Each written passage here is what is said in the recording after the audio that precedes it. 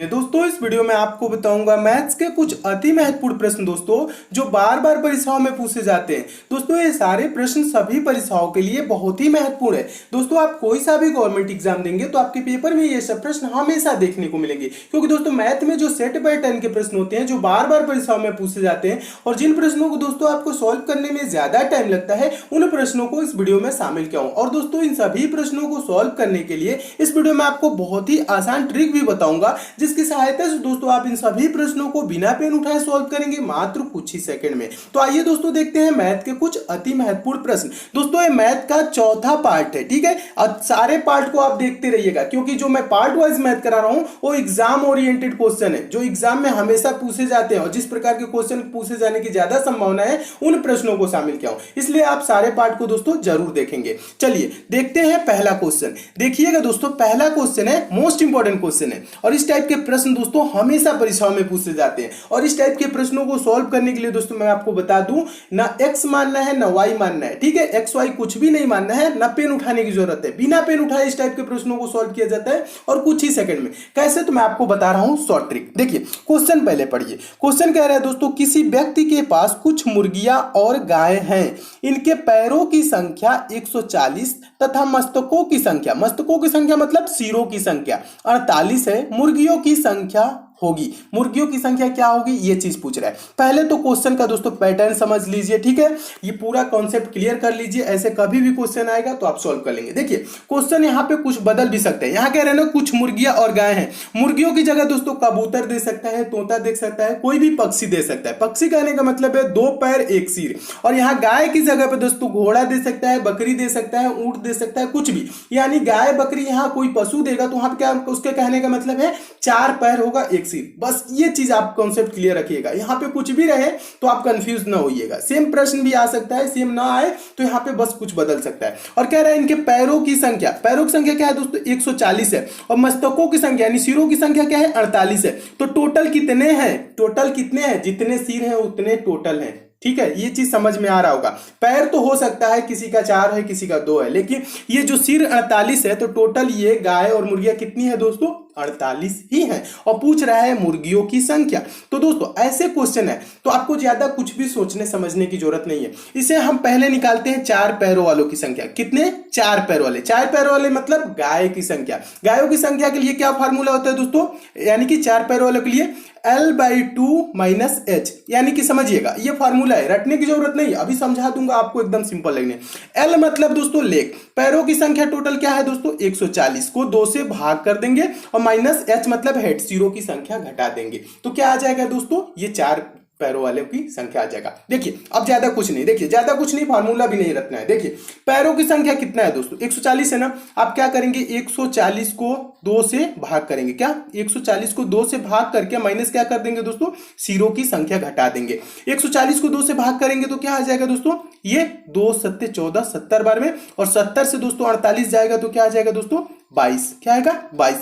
ये क्या आया दोस्तों 4 पैरों वालों की संख्या, यानी गायों की संख्या क्या आ गया दोस्तों, देखिए ये 22 है ना 22, ये क्या है गायों की संख्या है। और पूछ क्या रहा है प्रश्न में मुर्गियों की संख्या। गायों की संख्या पूछता तो तुरंत आंसर दे देते 22, लेकिन देखिए अब क्या करेंगे मुर्गियों की संख्या पूछ रहे हैं, यानी 2 पैरों वाले की संख्या पूछ रहे हैं। तो टोटल संख्या जो दिया गया ना 48, कितने हैं टोटल गाय और मुर्गी मिला के कितने हैं 48 में से 22 को आप क्या करेंगे दोस्तों घटाएंगे। 48 में से 22 घटाएंगे तो देखिए 8 में से 2 जा 6 हो जाएगा, 4 में से 2 जा 2 हो जाएगा। तो ये क्या आ गया दोस्तों ये 2 पैरों वालों की संख्या आ गया। ये क्या है दोस्तों 26 है। टोटल कितने हैं दोस्तों मुर्गियों की संख्या क्या है 26, मुर्गियों की संख्या कितनी होगी 26 हो जाएगी। और गायों की संख्या पूछे तो क्या हो जाएगी दोस्तों 22 हो जाएगी। और 22 और 26 दोस्तों आप जोड़ेंगे तो क्या आ जाएगा 48 आ जाएगा। आप चाहे तो देख भी सकते हैं जोड़ के भी, ठीक है। तो देखिए क्या पूछ रहे हैं मुर्गियों की संख्या, मुर्गियों की संख्या क्या होगी 26। अब देखिए 26 किस ऑप्शन में है तो देखेंगे ऑप्शन नंबर डी में, तो आपका ऑप्शन नंबर डी दोस्तों क्या हो जाएगा सही हो जाएगा। चलिए नेक्स्ट क्वेश्चन की ओर चलते हैं।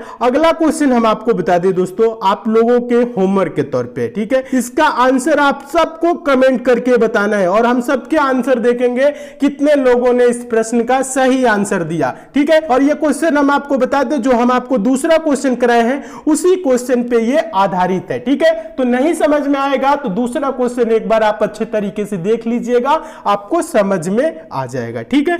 दूसरा क्वेश्चन देखिए, दूसरा क्वेश्चन है किसी कक्षा की कुल 38 लड़कियों में से 3 अनुपस्थित थीं, यानी एब्सेंट थी। बची हुई में से 20% ने गृह कार्य यानी कि होमवर्क नहीं किया था। तो कितनी लड़कियों ने अपना अपना अपना गृह कार्य यानी कि होमवर्क किया था, यह चीज पूछ रहा है। तो देखिए यह प्रश्न दोस्तों रेलवे एनटीपीसी में लगभग 4 से 5 बार पूछा जा चुका है और सिंपल क्वेश्चन है, इसलिए मैं आपको बता दे रहा हूं। देखिए कैसे सॉल्व किया जाता है। प्रश्न क्या कह रहा है, कक्षा में कुल कितनी लड़कियां थी दोस्तों, 38। 3 अनुपस्थित थी यानी एब्सेंट थी, तो प्रेजेंट कितनी हुई दोस्तों, 38 में से 3 घटा लेंगे, क्या हो जाएगा दोस्तों 35। प्रेजेंट कितनी 35। कह रहे हैं ना बची हुई में से 20% ने गृह कार्य यानी होमवर्क नहीं किया था, यानी 35 का 20%। बची कितनी, 38 थी, 3 अनुपस्थित थी, बची कितनी 35। 35 का 20% क्या होगा, 35 गुणे 20/100।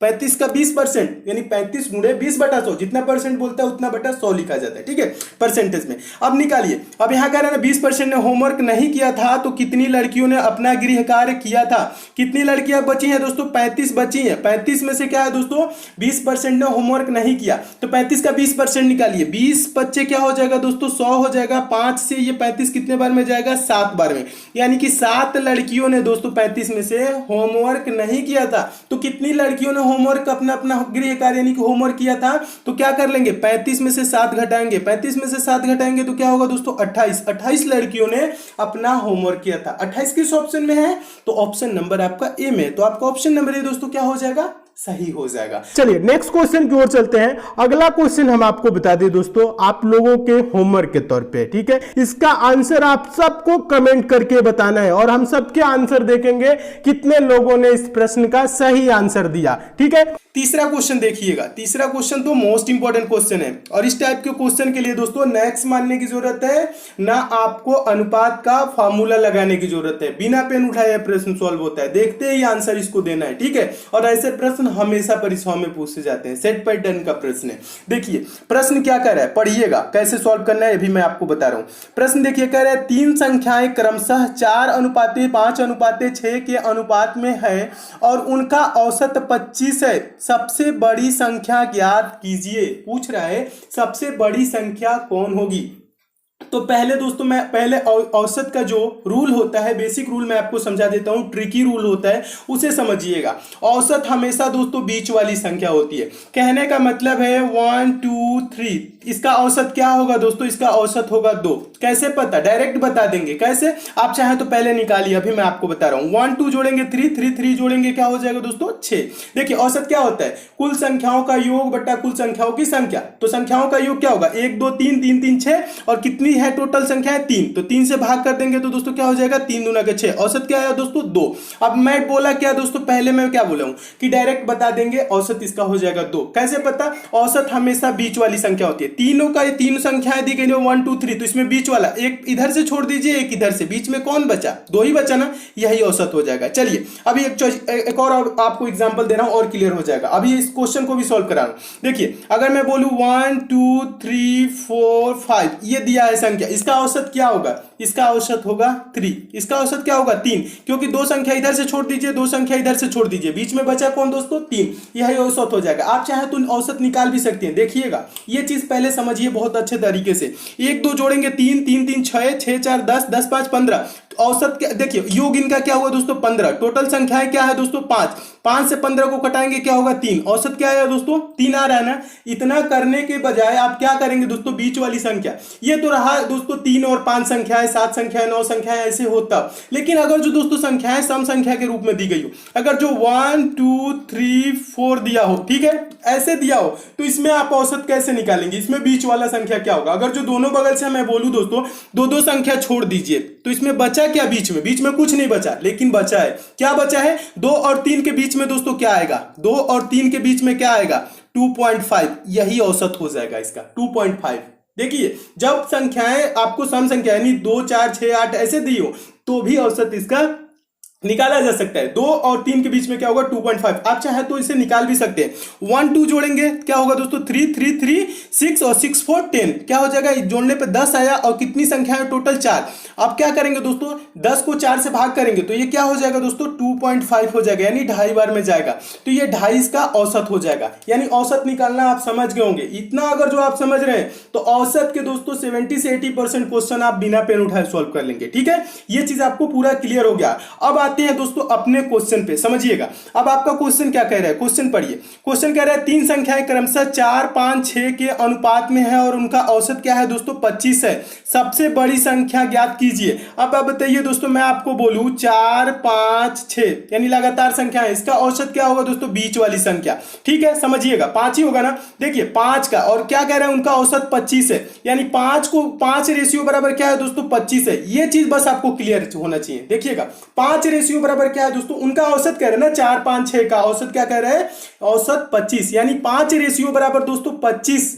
तो 1 रेशियो बराबर क्या हो जाएगा दोस्तों 25 को 5 से भाग करेंगे 5 हो जाएगा। 1 रेशियो बराबर क्या होगा 5 होगा। और पूछ कह रहा है सबसे बड़ी संख्या ज्ञात कीजिए। तो बताइए दोस्तों 4 5 6 में सबसे बड़ी संख्या कौन है 6, यानी कि 6 रेशियो की वैल्यू आपको बताना है। 1 रेशियो बराबर 5 तो 6 रेशियो बराबर क्या हो जाएगा दोस्तों 30। देखिए इसमें आपको एक्स मानने की जरूरत नहीं है ना, आपको पूरा औसत का फार्मूला लगाना है। ये आसान ट्रिक है, बहुत ही आसान। तो 6 रेशियो बराबर क्या हो जाएगा 30। 30 किस ऑप्शन में, ऑप्शन नंबर सी में। आपका ऑप्शन नंबर सी क्या हो जाएगा सही हो जाएगा। चलिए नेक्स्ट क्वेश्चन की ओर चलते हैं। अगला क्वेश्चन हम आपको बता दें दोस्तों आप लोगों के होमवर्क के तौर पे, ठीक है। इसका आंसर आप सबको कमेंट करके बताना है और हम सबके आंसर देखेंगे कितने लोगों ने इस प्रश्न का सही आंसर दिया, ठीक है। और ये क्वेश्चन हम आपको बता दें जो हम आपको दूसरा क्वेश्चन कराए हैं उसी क्वेश्चन पे ये आधारित है, ठीक है। तो नहीं समझ में आएगा तो दूसरा क्वेश्चन एक बार आप अच्छे तरीके से देख लीजिएगा, आपको समझ में आ जाएगा, ठीक है। देखिए बेसिक क्वेश्चन है, इसके लिए पेन नहीं उठाना है, कैसे सॉल्व करना है मैं आपको समझा रहा हूं। चौथा क्वेश्चन पढ़िएगा। कह रहा है क्वेश्चन कुछ धन 2 वर्षों में साधारण ब्याज की दर से 2240 तथा 5 वर्षों में 2600 रुपए हो जाता है। धन कितना है, मूलधन पूछ रहा है कितना है। देखिए ऐसे प्रश्न को पहले आपको समझना है, मैं आपको समझा देता हूं, आप बिना पेन उठाए इसको सॉल्व कर सकते हैं। और इसके बाद दोस्तों मैं क्या बताऊंगा, आपको एक क्वेश्चन दूंगा टेस्ट के लिए, उसको आपको क्या करना है कमेंट करके उसका आंसर बताना है, ठीक है। और उसके बाद दोस्तों मैं पंचम पब्लिशर की बुक के बारे में भी बता दूंगा, जो नए स्टूडेंट है वो भी देखेंगे। चलिए तो ये क्वेश्चन क्या है, क्वेश्चन है कुछ धन 2 वर्षों में क्या हो रहा है साधारण ब्याज की दर से दोस्तों क्या हो रहा है 2240 रुपए हो जा रहा है, और 5 वर्षों में क्या हो जा रहा है दोस्तों 2600 रुपए हो जाता है।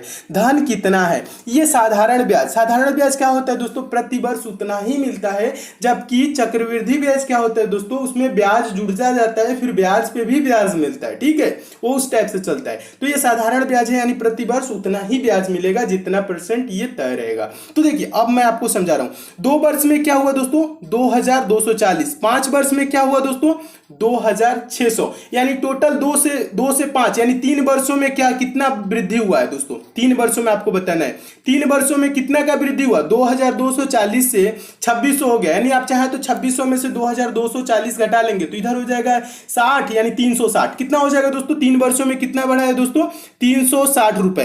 तो 1 वर्ष का साधारण ब्याज दोस्तों क्या होगा, आपको ज्यादा कुछ नहीं, सिंपल इंटरेस्ट का इस पे फार्मूला भी नहीं रटने की जरूरत है, बिना इंटरेस्ट का फार्मूला, बिना आपको ये सब फार्मूला लगाए आंसर करना है। तो 3 वर्ष में 360, तो 1 वर्ष में क्या हो जाएगा दोस्तों 3 से भाग करेंगे 36 यानी कि 120 रुपए। 1 वर्ष में क्या हो रहा है दोस्तों 120 रुपए, ठीक है। तो देखिए यहां कह रहे हैं ना 2 वर्ष में साधारण ब्याज की दर से कोई धन, कुछ धन क्या हो रहा है 2240, तो 2 वर्ष में क्या हुआ है दोस्तों धन के साथ ब्याज भी जुड़ा है, तो क्या हो गया दोस्तों 2240 रुपए हो गया। तो ये 2 वर्ष में, तो 1 वर्ष में 120 रुपए ब्याज है, तो 2 वर्ष में क्या होगा दोस्तों 240 रुपए ब्याज होगा। कितना होगा 240 रुपए। तो 2240 रुपए में से क्या करेंगे दोस्तों 240 रुपए घटा लेंगे, यानी 2 वर्ष का ब्याज निकाल देंगे, तो बच क्या जाएगा दोस्तों मूलधन। धन कितना है पूछ रहे ना, तो धन ही बच जाएगा।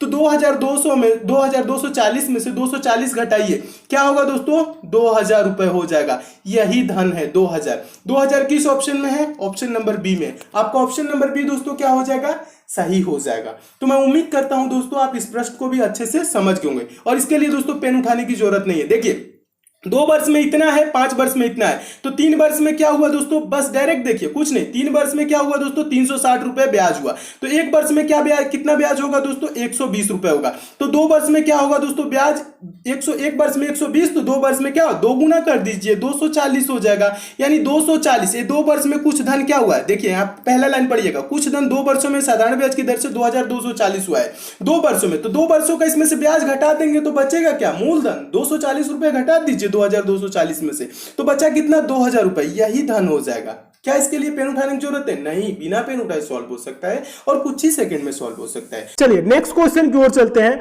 अगला क्वेश्चन हम आपको बता दें दोस्तों, आप लोगों के होमवर्क के तौर पे, ठीक है। इसका आंसर आप सबको कमेंट करके बताना है और हम सबके आंसर देखेंगे कितने लोगों ने इस प्रश्न का सही आंसर दिया, ठीक है। और ये क्वेश्चन हम आपको बता दें, जो हम आपको दूसरा क्वेश्चन कराए हैं उसी क्वेश्चन पे ये आधारित है, ठीक है। तो नहीं समझ में आएगा तो दूसरा क्वेश्चन एक बार आप अच्छे तरीके से देख लीजिएगा, आपको समझ में आ जाएगा, ठीक है। यह वीडियो कैसा लगा कमेंट करके जरूर बताइए। अच्छा लगा लाइक शेयर कर दीजिए, चैनल पर नए चैनल को सब्सक्राइब कर लीजिए, नोटिफिकेशन बेल को भी जरूर ऑन कर लीजिए। तो मिलते हैं दोस्तों अगले वीडियो में और भी इंपॉर्टेंट प्रश्नों के साथ, तब तक के लिए दोस्तों धन्यवाद।